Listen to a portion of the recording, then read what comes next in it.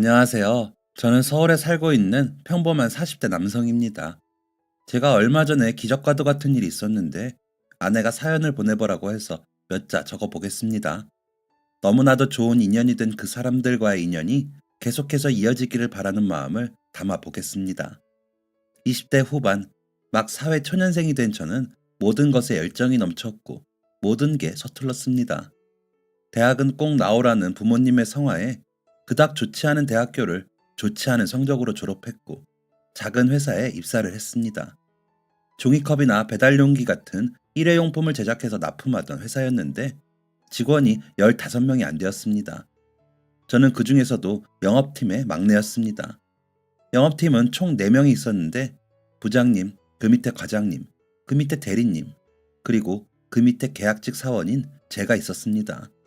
저의 첫 회사는 제 생각과 많이 달랐습니다. 술을 정말 맨날 먹었고 회사에 있는 사람들 대부분이 담배를 정말 많이 피웠습니다. 부장님한테는 항상 담배 쩐내가 날 정도였죠. 처음 일 나가고 한 달 동안은 팀 배치도 안 해줬습니다. 그냥 이 팀 저 팀 다니면서 복사하라는 거 하고 쓰레기통 비우라는 거 비우고 탕비실 정수기 물통 갈아놓고 식물들 물 주고 그런 잡일만 계속했습니다. 그래서 처음 영업팀 발령받고 저는 마냥 좋기만 했습니다. 한 달간 지켜본 바로는 영업팀이 가장 바빠 보였는데 그게 뭔가 멋있었거든요. 출장도 가끔 가고 외근도 많이 나가고 전화도 많이 받으니까 그게 멋져 보였습니다. 그런데 회사에서 그나마 제 또래였던 회계팀 여자 직원분이 제가 탕비실에 있는데 쫓아오더니 저를 측은하게 바라보더라고요. 왜요? 기준 씨, 안타까워서 어떡해요? 네? 왜요? 영업팀 발령받았다면서요. 황 부장님 진짜 장난 아닌데. 황 부장님이 왜요?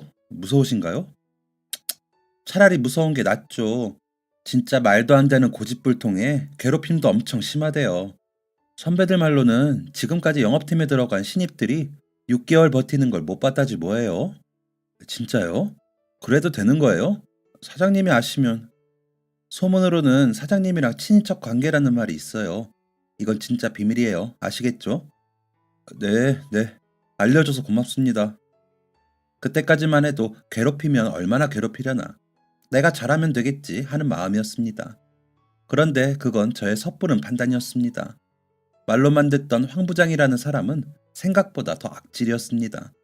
진짜 말도 안 되는 일들을 시키면서 저를 못 잡아먹어서 안달이 났더라고요.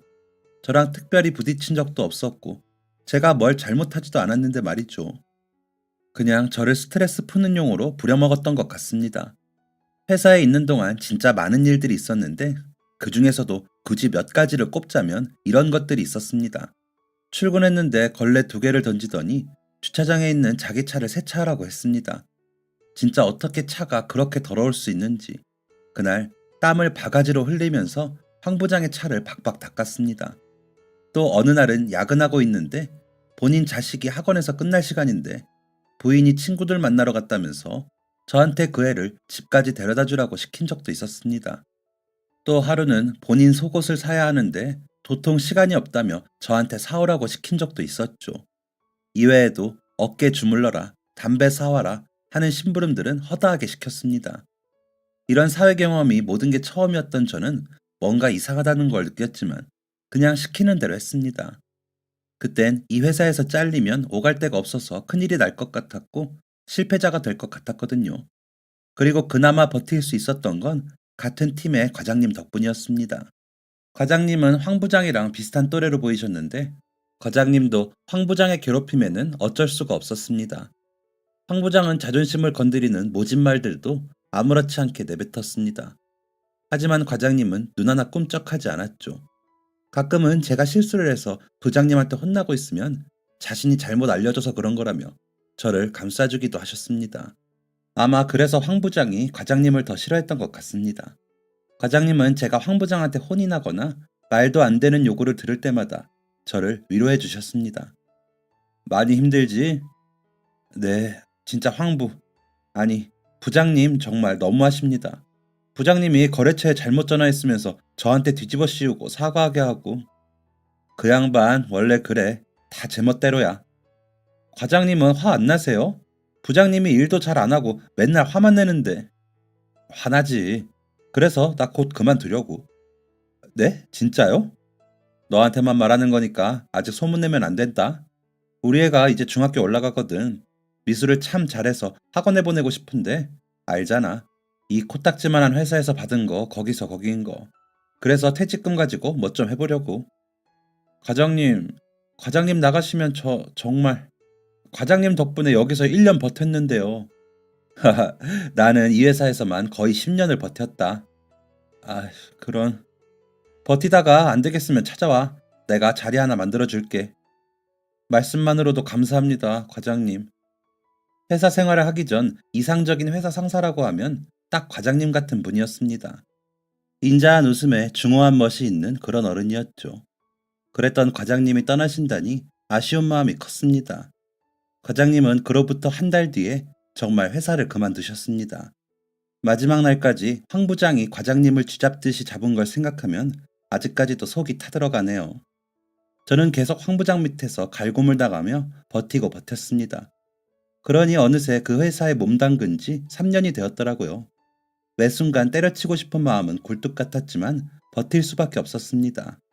처음엔 사회의 낙오자가 될까봐 버티던 직장이었는데 나중엔 그보다 더 중요한 일이 제게 생기게 되었죠. 바로 사랑하는 여자친구 때문이었습니다. 앞에서 말씀드린 회계팀 여자 직원 있죠. 그분과 인연이 좋게 닿아 만남을 이어가게 되었거든요. 황 부장 욕을 하면서 많이 가까워졌었죠. 그리고 제가 입사 3년차 되던 그 해에 결혼 이야기가 오가던 중이었고 부모님께 인사도 드리면서 본격적으로 상견례 날 잡고 웨딩 플래너 알아보고 있을 때였거든요. 그러기에 더욱 회사를 그만둘 수 없었고 버티는 것만이 답이라고 생각했던 거죠. 제 인생에서 많이 중요한 시점이었던 그때 정말 말도 안 되는 일이 일어나게 되었습니다. 이게 대체 어떻게 된 거야? 막 출근해서 업무 시작하려던 그때에 사장님께서 사장실에서 나오며 소리를 지르시는 게 아니겠습니까? 이게 대체 무슨 일인가 싶어서 직원들은 일동 사장님을 주목했죠. 영업팀, 당장 내 방으로 따라와! 무슨 일인지 영문도 모른 채 사장실로 가는데 그때 황 부장이 제 옆을 지나면서 중얼거리더라고요. 아, 진짜 걸렸네. 뭘 걸렸다는 거지? 뭘 잘못한 건가? 영문도 모르고 뒤를 쫓았습니다. 사장실에 들어가니 사장님이 책상 위에 영수증을 던지시더라고요. 수십 장의 영수증을 멀뚱히 보고 있는데 사장님이 충격적인 말을 했습니다. 5천만 원? 지금 누굴 바보로 알아? 이런 코딱지만한 회사에서 어떻게 거래처들 선물 명목으로 1년에 5천만 원을 써? 그동안 거래처랑 미팅한답시고 비싼 술 처먹는 거 봐줬더니 니들 내가 우스워? 황 부장, 입이 있으면 말을 해봐. 내가 우습나? 내가 당신 매형되는 사람이니까 회사 생활 막 해도 될 것 같아? 그동안 눈 감아준 것만 몇 번인 줄 몰라?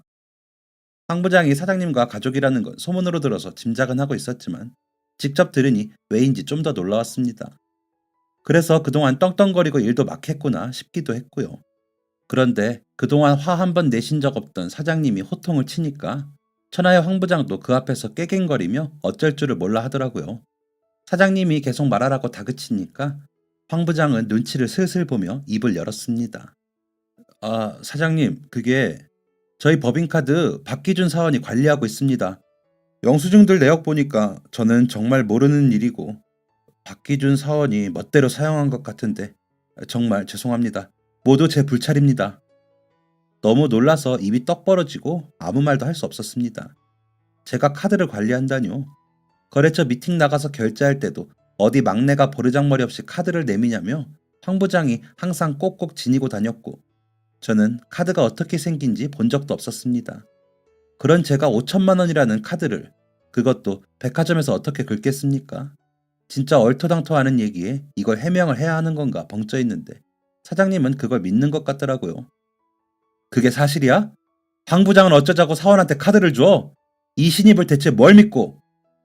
죄송합니다. 선물들 잘 고를 수 있다고 해서 맡겼는데 내가 내역 조회를 안 한 게 아니야. 회계팀 시켜서 전부 다 조회해보니까 몇만 원부터 몇백만 원까지 전부 다 명품 매장이던데 거래처에 명품을 바쳤다고?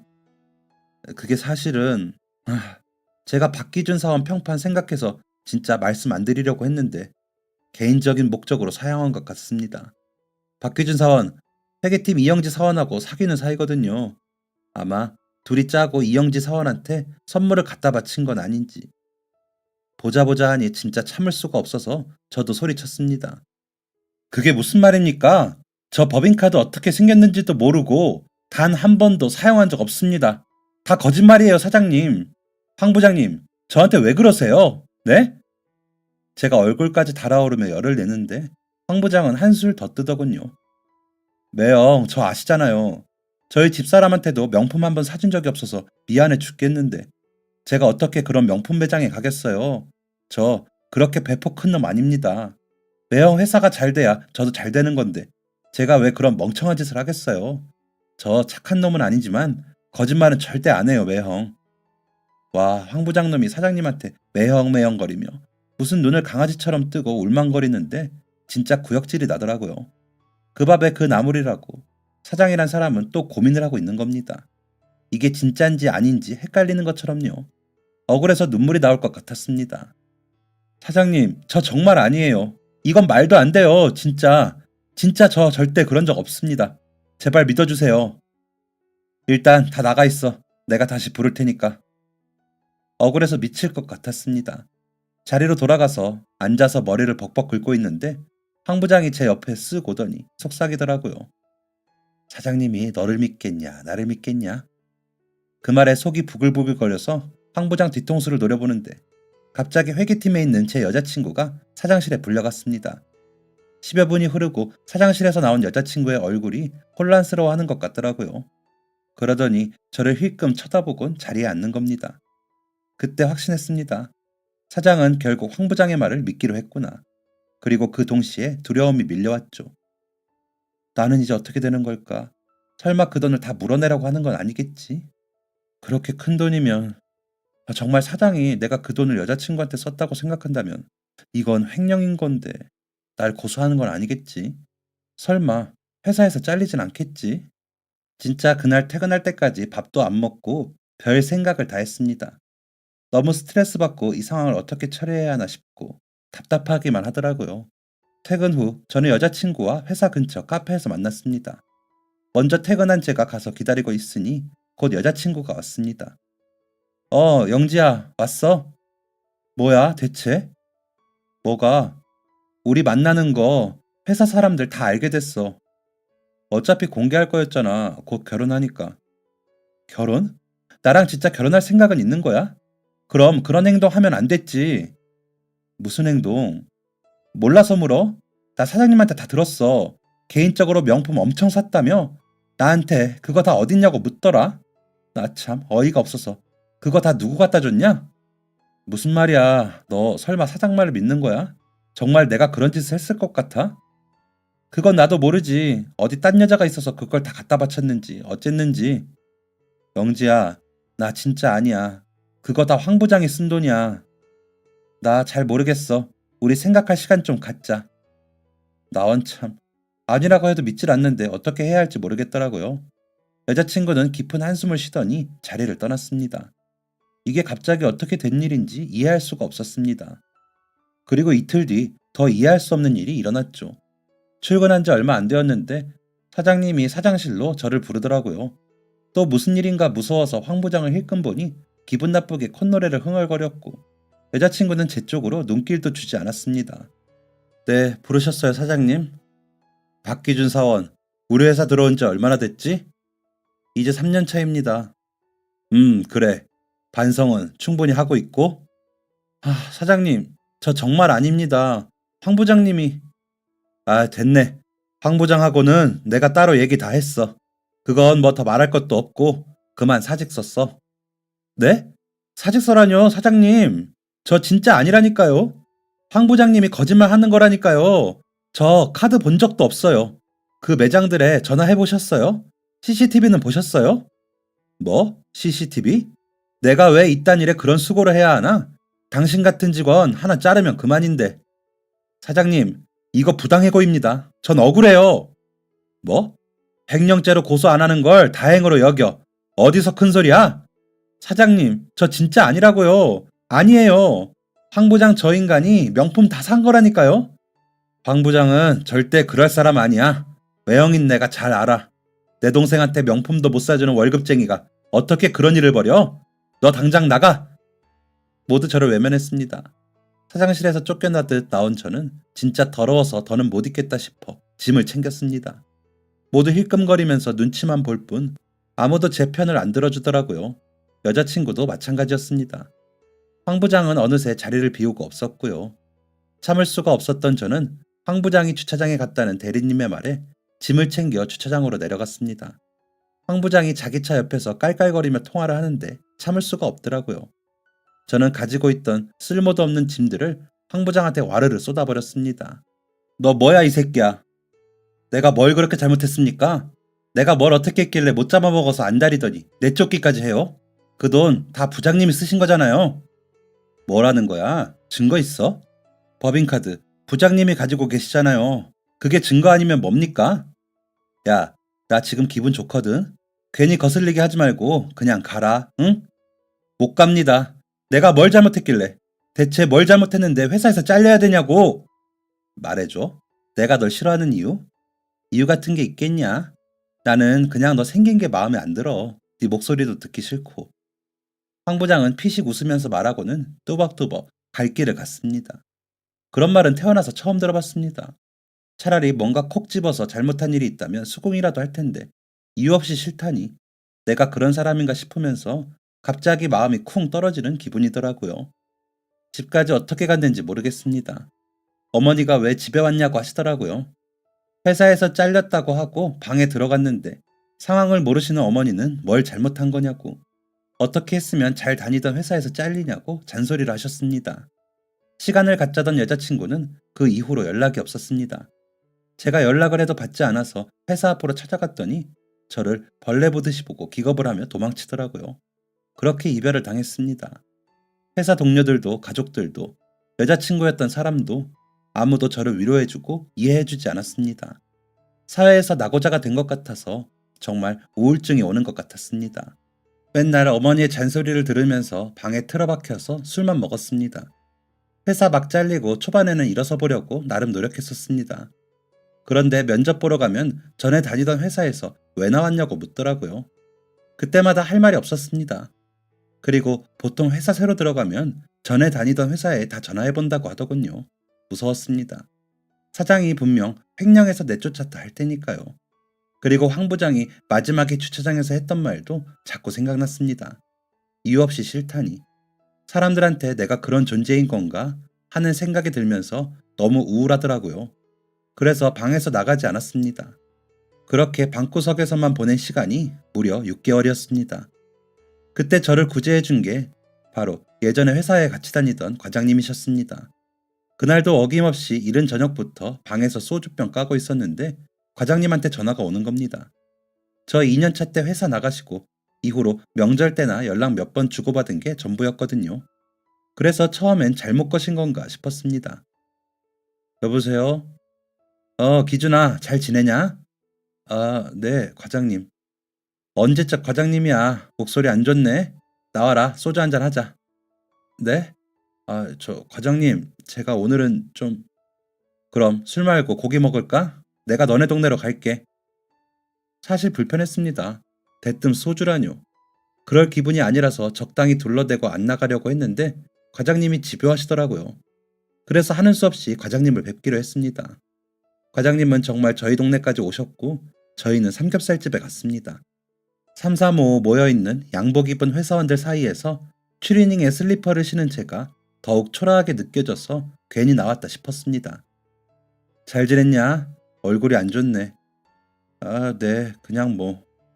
얘기 들었어. 개발팀 이 과장하고 며칠 전에 만났거든. 순간 움찔했습니다. 개발팀 이 과장님하고는 마주치면 인사만 했던 사이였거든요. 그분이 저에 대해 어떻게 말씀을 하셨을지. 회사 사람들 다 내가 그런 짓을 했다고 믿고 있을 텐데 얼마나 내 흉을 봤을지. 우리 과장님은 그런 나를 어떻게 생각하고 왜 불러내신 건지 걱정이 되었습니다. 제가 아무 대답 안 하니 과장님은 빈 제 술잔을 채워주셨습니다. 황 부장 지시지? 네? 회사 사람들 다 네 짓 아니라는 거 안 돼. 네? 정말요? 그래. 그런데 너도 봤다시피 사장이 황 부장을 엄청 믿잖아. 그 틈이 없는 거야. 그래서 너 그런 일 당했을 때도 아무도 네 편 못 들어준 거고. 다 알아. 회사가 어떻게 돌아가는지. 얼마나 엉망인지. 나는 그 꼴 보고 참고 참다가 더 못 버티겠어서 나온 거고. 고생 많았다, 기준아. 3년 있었나? 많이 버텼네. 고생했어. 갑자기 울컥하더라고요. 고깃집에 사람들이 그렇게 많은데 창피한 것도 모르고 엉엉 울었습니다. 과장님이 제 등을 토닥여 주시더라고요. 그동안 아무도 위로해주지 않았습니다. 다들 제가 문제라고 손가락질만 했었죠. 그러니까 정말 내가 문제 있는 사람인 건가 착각이 될 정도였는데 과장님의 위로 한마디에 모든 게 다 사그라들었습니다. 그래서 일자리는 구했고? 아니요, 아직. 구하고는 있고? 아니요, 그것도 아직. 그럼 내 밑에서 일 배워볼래? 어떤 일인데요? 인조 대리석 보수하는 일인데 알지? 싱크대에 쓰는 대리석. 우리 외가댁 삼촌이 이런 일 오래 하셨거든. 나이 드시면서 그만두려던 거 내가 받아서 하고 있는데 직원은 없고 그냥 혼자 해. 근데 이거 배워두면 꽤 쓸만해. 이거 전문으로 하는 것도 아직 많이 없고 또 기술이잖아. 배워두면 평생 쓸 수 있고 좋지. 안 그래도 요즘 좀 바빠져서 사람 하나 구할까 했는데 어떻게 같이 해볼래? 내가 예전에 너 자리 하나 만들어주겠다고 약속했잖아. 그거 그냥 한 말 아니다. 진짜 너무 감사해서 몸둘 바를 모르겠다는 말이 딱 맞는 상황이었습니다. 제가 뭐라고, 뭘 믿고 같이 일하자고 하시는 건지 그저 감사했죠. 게다가 제가 그쪽 경력자도 아니고 생초보인데 가르쳐주면서 돈도 벌게 해주신다니 과장님이 저를 구해주러 오신 천사처럼 보였습니다. 저는 다음날 미용실 가서 지저분한 머리도 다듬고 수염도 정리하고 새로운 마음가짐으로 과장님의 일터에 나갔습니다. 서울 외곽에 사무실 겸 작업실 겸 창고가 있고 용달차 타고 다니면서 서울이나 근교로 작업을 나갔습니다. 사람이 바깥 생활을 좀 해야 에너지가 도는 건데 제가 너무 집에만 있었는지 단순한 것도 어리버리하게 움직였거든요. 그런데도 과장님은 화 한 번 내지 않으시고 오히려 잘한다며 절 칭찬해 주셨습니다. 칭찬은 고래도 춤추게 한다고 바닥으로 떨어졌던 자신감과 자존감이 과장님 덕분에 많이 올라왔었죠. 6개월 동안 방구석에서 술만 먹었으니 체력도 저질이 되어서 과장님은 번쩍번쩍 드시는 짐들을 저는 낑낑거렸습니다. 그래서 일 끝나고는 운동도 했습니다. 확실히 운동을 하니까 개운해지고 잠도 잘 오는 것 같고 사람이 멀끔해지는 것 같더라고요. 과장님과 일하는 건 정말 재밌었습니다. 저한테 현장직이 잘 안 맞을 것 같아서 걱정했는데 생각외로 작업하는 것도 재밌더라고요. 제가 공부도 그저 그랬고 딱히 잘하는 건 없었지만 섬세한 편이거든요. 그래서인지 보수할 때 좀 더 꼼꼼하게 할 수 있었고 덩달아 고객들의 만족도도 높아졌습니다. 과장님 덕분에 몰랐던 제 적성을 찾게 된 거였죠. 그렇게 과장님 밑에서 일 배우다가 좋은 여자 만나서 결혼도 했습니다. 사실 이전 이별이 너무 크게 다가왔던지라 새로운 사람을 만나는 게 조심스러웠거든요. 그런데 정말 운명처럼 아내가 제게 나타났습니다. 일 시작하고 1년 차쯤 되었을 때 과장님이 배탈 났다면서 저한테 먼저 현장 가 있으라고 하시더라고요. 그래서 먼저 갔는데 서울에 있는 한 예쁜 주택이었습니다. 서울에 이런 집도 있구나 감탄하면서 들어갔는데 제 또래의 어여쁜 아가씨가 웃으면서 나오더라고요. 그게 바로 아내였습니다. 작은 마당의 나무들과 꽃들과 아내의 웃는 모습이 어우러지면서 그 장면이 너무 아름답더라고요. 그때 뭔가 느낌이 팍 왔습니다. 이 여자랑 결혼할 것 같다는 느낌이었죠. 과장님이 좀 늦으셔서 아내가 타주는 차 마시면서 이런저런 얘기를 했습니다. 그때 저는 아내한테 완전 반해버렸죠. 그래서 하루면 끝날 작업이었는데 제가 과장님한테 장비 안 챙겨왔다고 거짓말하고 이틀을 나갔습니다. 사실 장비가 제 차에 다 있었는데 아내를 한 번이라도 더 보고 싶었던 저의 거짓말이었죠. 이튿날이 되었는데 심장이 쫄깃하더라고요. 오늘이 작업 끝인데 어떻게 해야 하나 싶어서요. 심지어는 작업을 망쳐버릴까도 생각했습니다. 그런데 저희 과장님 눈치가 엄청 빠르시거든요. 작업 거의 끝나갈 때쯤에 저한테 그러시더라고요. 자네가 마무리하고 퇴근해. 네? 오늘 작업실 가서 할 거 있다고 하지 않으셨어요? 급한 것도 아니고 혼자 해도 충분해. 내일 보자고. 분명 급하니까 얼른 끝내고 가자고 아침에 하셨던 것 같은데 과장님은 슬그머니 자리를 비켜주셨습니다. 그래서 그날 다 끝내고 아내한테 저녁밥 같이 먹자고 데이트 신청을 했고 아내도 좋다고 하더군요. 그렇게 몇 번 데이트하고 사귀게 되었습니다. 아내는 그 예쁜 집에서 할아버지랑 둘이 살고 있었습니다. 아내의 부모님이 지으신 소중한 집이었는데 사고로 두 분 다 돌아가시고 남은 가족은 할아버지뿐이라고 하더라고요. 그게 저희가 좀 더 결혼을 빨리 하게 된 이유 중 하나이기도 했습니다. 만난 지 딱 1년째 되던 날 결혼식 올렸거든요. 6, 7개월 무렵부터 결혼 준비 시작한 거였죠. 주례는 저희 과장님이 봐주셨고 저는 결혼 후 곧장 아내의 집에서 할아버지 모시며 같이 살게 되었죠. 아참, 이 무렵에 듣게 된 소식이 있었습니다. 결혼 준비하면서 하객 몇 명 부를지 얘기하는데 제가 딱히 부를 사람이 없더라고요. 그래서 고민하다가 전 직장에서 같이 일했던 대리님한테 연락을 해봤습니다. 대리님도 그때 황 부장 밑에서 버티느라고 엄청 힘들어했거든요. 대리님이 황 부장 기분 맞춰주면서 팀 분위기도 좀 풀고 그랬습니다. 저 퇴사하던 날 대리님이 출장가 있어서 인사도 못하고 나왔었거든요. 이후 전화로 인사를 대신했었죠. 제가 결혼한다는 소식을 들은 대리님은 너무 축하한다고 해주셨고 그날 저녁 저희는 간단하게 한잔 하기 위해 만났습니다. 그래서 과장님 밑에서 일을 한다고? 네, 1년 반 정도 됐어요. 와, 진짜 인연이네. 과장님이 기준 씨를 많이 챙기긴 했지. 아, 맞아. 기준 씨 나가고 회사 뒤집어졌던 거 알아? 네? 왜요? 기준 씨 나가고 석 달쯤 뒤였나? 출근한 지 얼마 안 된 아침이었는데 누가 황상만 하면서 들어오더라고. 황 부장 깜짝 놀라서 뭐야? 누구야? 하는데 글쎄 사모님인 거야. 황 부장 사모님이요? 그래. 그렇게 점잖으신 사모님이 계속 황상만, 야 이 새끼야! 하면서 성큼성큼 들어오더라고. 근데 그 뒤로 누가 따라왔는지 알아? 사장님이 오더라고. 황 부장네 사모님이 사장님 동생인 건 알지? 그래서 황 부장이 고등학교도 졸업 안 했는데 우리 회사에서 일했던 거고. 아무튼 그 남매가 둘 다 화가 잔뜩 나서 성큼성큼 오는데 회사 사람들이 다 하던 거 멈추고 쳐다만 봤지. 근데 황 부장이 그 사람들을 보더니 일어나서 어쩔 줄을 몰라 하더라고. 찔리는 게 있는 것처럼. 사모님이 황 부장한테 다가오더니 글쎄 냅다 머리채를 잡더라. 그러면서 하는 말이 황 부장이 불륜을 했다는 거야. 너 이 새끼 나한테는 립스틱 하나 사준 적 없으면서 그년한테는 명품을 있는 대로 갖다 바쳤냐고. 그것도 자기 오빠 돈인 법인카드로 그 지랄을 한 거냐고 하면서 얼마 없는 황 부장의 머리카락을 흔드는데 와, 내 속이 다 시원하더라. 나 사실 그 전부터 조금 눈치채고 있었거든. 맨날 회사에서 카톡하고 전화하는데 그걸 모를 수가 있어. 그래서 어떻게 됐는데요?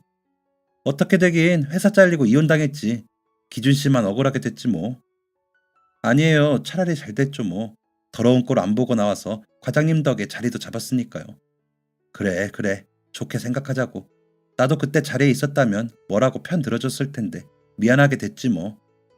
사실 그렇게 싫어했던 황 부장이 그런 꼴을 당했다는 얘기를 들었을 때 쌤통인 마음이 먼저 들 줄 알았는데 뭔가 썩 그렇진 않더라고요. 고작 그런 것 때문에 내가 잘린 건가 화도 좀 나고 또 한편으로는 과장님과 만나게 되어서 정말 다행이다 싶기도 했고요. 아무튼 그렇게 과장님 밑에서 5년 정도 일을 했습니다. 그 사이에 저는 결혼도 하고 아이도 낳고 돌잔치도 했죠. 물론 항상 과장님이 함께 하셨고요. 그러던 어느 날 과장님께서 좀 어두운 얼굴로 저를 부르셨습니다. 저 미안한데 일을 다음 달까지만 해야 할 것 같아. 네? 왜요? 무슨 일 있으세요? 그게 아내가 좀 아프다네. 네? 사모님이요? 왜요? 어디가 아프신데요? 암이라는데 심한 건 아니고 초기야, 초기. 수술하면 괜찮아진대. 근데 내가 그동안 일하느라 너무 우리 가족을 못 돌본 것 같더라고. 딸도 성인이고 곧 집 계약도 끝나서 전세금 빼서 공기 좋은 곳 가서 아내랑 둘이 살까 해. 미안하네. 갑자기 이렇게 되어서. 아니에요. 사모님 건강이 우선이죠. 내가 뭐라도 해주고 가고 싶은데 내가 가진 것도 없고 이 건물도 내 것이 아니라 대신 이 안에 있는 기계들이랑 자재들 필요하면 다 가져가게. 내가 마지막으로 해줄 수 있는 게 이것뿐이네. 사실 혼란스럽지 않았다면 거짓말이었습니다. 저는 처자식이 있는 가장이었으니까요. 그때 제 딸이 3살이었거든요. 아내랑 어떻게 하면 좋을까 고민하다가 제가 그래도 이제 과장님 없이 혼자 이 일을 할 수 있는 정도가 되었으니 제가 한번 차려볼까 했습니다. 아내도 그렇게 하라고 했고 저는 일단 시작해보자는 마음으로 사업자 신청하고 창고 하나 얻었습니다. 그리고 과장님이 갖고 계시던 기계랑 대리석 자재들 전부 다 받게 되었죠. 사실 그 기계들도 수천만 원이었거든요. 그것만으로도 충분히 감사했는데 과장님이 계속 미안해 하시더라고요. 과장님은 사모님과 강원도로 떠나셨고 떠나시는 길 끝까지 배웅해드리면서 꼭 놀러 가겠다고 연락도 자주 드린다고 약속을 했습니다. 그런데 또 마음처럼 되지가 않더라고요. 오픈한 지 얼마 안 되었는데도 의뢰가 많이 들어왔고 너무 바빠서 사업장 연지 한 달 만에 직원까지 뽑아서 일을 했습니다. 가끔 전화로 안부를 여쭈었지만 나중엔 그마저도 뜸해지게 되더라고요. 그러다가 과장님 전화번호가 바뀌었는지 연락이 되지 않았고 그렇게 과장님과 연락이 끊기게 되었습니다. 그 후로 시간이 많이 흘렀고 바로 작년 겨울이었습니다. 경기권에 일이 잡혀서 용달 끌고 새벽같이 운전해서 가고 있었습니다. 차가 없을 시간이라 차들이 쌩쌩 달리고 있었죠. 저도 열심히 달렸고 신호에 걸려서 정지를 했습니다. 그때였습니다. 뒤에서 쾅 하더니 제 몸이 앞뒤로 들썩였습니다. 저 살면서 교통사고 단 한 번도 난 적이 없었거든요. 너무너무 놀라서 이게 무슨 경우인가 하고 나가봤습니다. 푸식 하는 소리가 차 뒤쪽에서 나서 가보니까 제 트럭 뒷부분이 찌그러져 있더라고요. 그런데 더 심각한 건 상대방 차였습니다. 앞 범퍼가 들릴 정도로 세게 받고 연기가 나는 것도 상대방 차더라고요. 제 차는 찌그러졌지만 운행은 할 수 있는 정도였고요. 얼른 보험사 부르고 있으니까 뒷차 운전자가 나오더라고요. 엄청 추운 겨울이었는데 운전석에서 내린 여자는 집에서나 입을 것처럼 생긴 얇은 긴팔 원피스를 하나 입고 차에서 내렸습니다. 머리도 헝클어져 있는 게 집에서 급하게 나온 건가 싶었죠. 그 여자는 손을 벌벌 떨면서 고개도 들지 못하고 있더라고요. 죄송합니다. 정말 죄송합니다. 정말 죄송해요. 제가 급해서 죄송합니다. 아, 네. 보험 불렀습니다. 괜찮아요. 보험 부르셨어요? 네? 아니요. 저 아직요. 아, 보험. 맞아, 보험. 핸드폰이 어디 있더라? 괜찮으세요? 네, 저희 딸이 너무 아파서 급하게 가고 있었거든요. 어떡하지? 저 일단 보험사에 연락할게요. 죄송합니다. 잠시만요. 핸드폰이 차에. 여자는 계속 울먹이는 목소리로 횡설수설하며 손도 벌벌 떨고 있더라고요. 저는 일단 이 여자분을 안정시키는 게 우선이겠다 싶어서 여자분의 손목을 잡았습니다. 저기요, 운전자분, 저 보세요. 괜찮으신 거 맞아요? 보험사 제가 불러드릴게요. 기다려 보세요. 제가 상대방 보험사 전화해서 불러주는데 여자분은 계속 울면서 차랑 차 안에 있는 아이를 번갈아 보며 불안해 하더라고요. 저도 전화 끊고 아이가 어떤 상태인가 보러 갔는데 아이가 엄청 작더라고요. 돌도 안 되어 보였습니다. 근데 애가 얼굴이 시뻘개서는 열이 펄펄 끓더라고요. 저기요, 애기 병원 가는 길이었어요? 네, 맞아요. 애기가 갑자기 밤부터 열이 나서 차가 이런 데 갈 수 있겠어요? 아, 그게 일단 애기 데리고 제 차 타세요. 여기 바로 응급실 있는 병원 있으니까 데려다 드릴게요. 보험사만 오면 바로 출발하게 얼른 타세요. 네, 네. 여자가 그제야 정신이 들었는지 애를 들쳐업고 제 차로 갔습니다. 곧바로 양쪽 보험사에서 사람이 왔고 저는 상황을 설명하고 급하게 상황 정리하고 차에 올라탔습니다. 여자는 부모님에게 전화해 상황을 알리는 듯 했습니다. 애기 괜찮아요? 얼른 갈 테니까 벨트 단단히 하세요. 감사합니다. 진짜 감사합니다. 남편이 출장 가서 저 혼자 애기랑 있었는데 갑자기 열이 나서 40도 되는 거 보고 제가 정신없이 나왔거든요. 사고 내서 정말 죄송하고 정말 감사합니다. 저도 딸이 있어요. 애 아프면 진짜 심장이 덜컹거리잖아요. 다 알아요. 차 사고야 보험사가 알아서 할 거고 지금은 애기 생각만 하세요. 네, 네, 감사합니다. 저희 셋은 곧 병원에 도착했습니다. 저는 정신이 없는 애기 엄마를 대신해서 애기를 안고 응급실로 달려갔습니다. 그런데 요즘 응급실 한번 가려면 코로나 검사 무조건 해야 하잖아요. 거기서 먼저 검사하고 기다려야 한다고 해서 기다리고 있었습니다. 무슨 아픈 사람이 그렇게 많은지 대기자가 엄청 많았고 한 1시간 대기하고서야 들어갈 수 있었습니다. 간호사가 열 재보더니 바로 의사 선생님 부르더라고요. 의사 선생님이 검사 좀 하시더니 폐렴인 것 같다고 수액 맞고 병실 나오면 바로 입원하자고 하시더라고요. 수액 맞는 것까지 보고서야 저도 애기 엄마도 한시름 놓을 수 있었습니다. 정말 감사합니다. 사례를 어떻게 해야 할지 연락처 알려주시면 제가 어떻게든 살해할게요. 정말 정말 감사합니다. 아이고, 살해는요 무슨. 그런데 차가 그렇게 망가져서 어떡해요? 그러게요. 그래도 아이가 괜찮으니까 다행이죠 뭐. 여자는 제가 괜찮다는데도 응급실 출구까지 저를 바래다 주었습니다. 그때였습니다. 누군가 승희야 하면서 이쪽으로 뛰어오더라고요. 여자의 부모님으로 보였습니다. 그런데 마스크를 썼지만 여자의 부모님이 굉장히 낯이 익더라고요. 자세히 보니 과장님과 사모님이었습니다. 생각해보니 그 여자도 어디서 많이 본 것 같다 싶었거든요. 제가 과장님 따님을 고등학생 때만 봐서 알아채지 못했던 거죠. 과장님과 사모님은 저를 눈치채지 못하신 건지 두 분의 관심은 여자에게 쏠려 있었습니다. 다정이는 안에서 자고 있고 저는 잠깐 나왔어요. 오다가 사고가 나서 차를 못 쓰게 되었는데 이분이 도와주셨어요. 여자의 말에 과장님과 사모님이 그제야 제 쪽을 쳐다봤습니다. 그 동시에 눈이 동그래지셨죠. 아니, 기준아! 과장님, 이게 무슨 인연이에요? 저희들은 다 같이 놀랄 수밖에 없었습니다. 진짜 말 그대로 기막힌 인연이었으니까요. 과장님 따님과 사모님은 들어가고 과장님과 저는 병원 벤치에 앉아 이야기를 나누었습니다. 과장님은 강원도에서 사모님과 아주 잘 지내고 계신다고 하더라고요. 그러면서 제 생각도 많이 났다고 하셨습니다. 못 알려준 것도 생각나고 일은 잘하고 있나 걱정도 되었다고요. 그러다가 핸드폰으로 영업전화가 너무 많이 와서 전화번호를 바꾸게 되었다고도 하시더라고요. 저한테 연락을 하고 싶었지만 바쁜데 귀찮을까봐 연락도 못 하셨다고 하시더군요. 저는 일하는 거 아주 잘 돌아가고 있고 직원도 있다고 했습니다. 바빠도 과장님 전화는 꼭 받을 테니 연락 자주 하시라고도 말씀드렸죠. 과장님은 장하다면서 옛날처럼 저를 응원해 주셨습니다. 그리고 일단 아기가 아프고 저는 일을 하러 가야 하니 다음을 기약하며 헤어졌죠. 또 이렇게 멀어질까 걱정이 되었던 저는 아내랑 아기가 입원해 있는 병원에 찾아갔습니다. 아기 좋아할 만한 인형이랑 책도 사가고 오랜만에 본 과장님의 따님과도 몇 마디 나누었죠. 남편 출장에서 돌아오기 전까지 엄마랑 아빠가 저희 집에 계신다고 했어요. 필요한 것도 가져다 주시고 저랑 교대로 아이 봐주신다고요. 아마 지금 집에 계실 거예요. 한번 가보세요. 그래, 고맙다. 그리고 얼마 안 되지만 이거 받아. 네? 이게 뭐예요, 삼촌?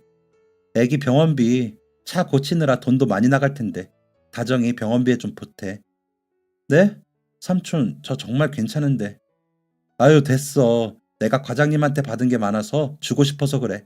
다음에 과장님 댁 내려갈 일 있으면 연락해. 삼촌이 데려다 줄게. 애기도 같이. 네, 감사해요, 삼촌. 저는 과장님을 만나서 과장님 따님 댁에 갔습니다. 따님 말대로 과장님이 계시더라고요. 그날 저희는 옛날처럼 삼겹살집에서 소주를 기울이며 긴 이야기를 나누었습니다. 그리고 다시는 연락 끊기지 말자며 과장님의 새 전화번호도 저장해두고 잊지 않게 머릿속으로도 계속 외웠죠. 그 후로 거의 1년이 흘렀습니다. 인연을 이어가자 다짐했던 과장님과 저는 여전히 연락도 하고 찾아뵈며 좋은 관계를 유지하고 있습니다. 올해 초에 제가 병원에 데려다준 그 애기 돌잔치에도 다녀왔습니다. 그리고 얼마 전에 과장님 생신이었어서 저랑 아내랑 제 딸, 과장님 따님과 그 사위, 손녀딸까지 강원도로 총 출동해서 즐거운 시간을 보내고 왔습니다. 물론 사고가 난 것은 안 좋은 일이었지만 그날 그 사고는 과장님과 저의 인연을 다시금 이어주려 한 신의 뜻이 아니었을까요? 이 인연 항상 감사하게 여기면서 더 성실하게 살아보겠습니다. 감사합니다. 지금까지 사연 들어주셔서 감사합니다. 사연이 재밌으셨다면 구독과 좋아요를 눌러주세요. 감사합니다. 안녕히 계세요.